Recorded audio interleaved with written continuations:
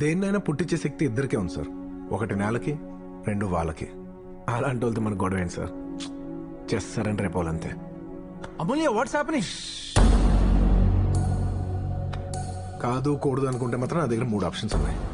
ఒకటి, మీ వాళ్ళని కొట్టి మిమ్మల్ని కంట్రోల్ చేయడం. 2, మిమ్మల్ని కొట్టి మిమ్మల్నే కంట్రోల్ చేయడం. 3, నేను కొడతానేమో అని డౌట్ వచ్చి మీరే కంట్రోల్ అయిపోవడం. ఈ 3 కంట్రోల్ కామన్ అనుకుంటున్నారేమో, కాదు, నేను కొట్టడం కామన్. గొప్పదో చెత్తదో మనం ఒక ఆఫర్ ఇచ్చాక అవతల వాళ్ళు అయ్యా మాకు వద్దు అన్నారంటే మాత్రం దాని అర్థం